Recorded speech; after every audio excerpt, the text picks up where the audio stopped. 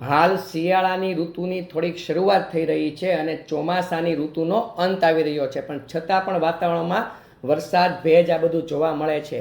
તો આવી ઋતુમાં આપણે સવારે ઉઠીને 2 ચમચી મધની લેવી જોઈએ, અથવા તો 1 ચમચી પણ લઈ શકો, કારણ કે મધમાં ઓલિગોસેકેરાઇડ હોય છે, જે આપણા ગટ બેક્ટેરિયા એટલે કે ગુડ બેક્ટેરિયાને વધારવામાં આપણી મદદ કરે છે. અને આપણા શરીરમાં જો ગુડ બેક્ટેરિયા વધી જાય તો વાયુ, પિત્ત અને કફ છે, જે ત્રિદોષ, એ હંમેશા બેલેન્સ રહે છે, પાચન શક્તિ મજબૂત રહે છે, હોજરીનો મંદ નથી પડતો, અપચો, પેટનું ફૂલાવું, પેટમાં ધબધબો થવો, આ પ્રકારના પ્રોબ્લેમ ઊભા નથી થતા.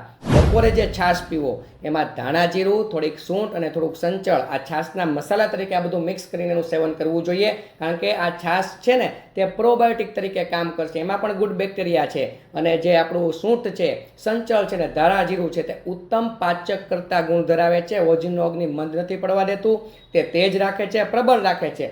પરિણામે આપણને ભોજન સરળતાથી પચી જાય છે, પેટ હળવું ફૂલ રહે છે, વાયુની સમસ્યા નથી થતી, કફની સમસ્યા નથી થતી, અને આપણું પેટ હંમેશા નિરોગી રહે છે અને સ્વસ્થ રહે છે. અને સાંજે હળદરવાળું દૂધ પીવું જોઈએ, કારણ કે હળદર છે ને એમાં કર્ક્યુમિન નામનું તત્વ છે, જે આપણી રોગ પ્રતિકારક શક્તિ વધારવામાં આપણી મદદ કરે છે, અને ઋતુજન્ય વાયરલ ઇન્ફેક્શન અને બેક્ટેરિયલ ઇન્ફેક્શન એમાં આપણને રાહત આપે છે, એની સામે લડત આપે છે, અને કફના રોગોને તે શાંત કરે છે, અને સારી ઊંઘ લાવવા માટે તમારી મદદ કરે છે. એટલે સવારે, બપોરે અને સાંજે એટલું કરશો એટલે આ વરસાદી ઋતુમાં પણ તમે હંમેશા નિરોગી રહીશો.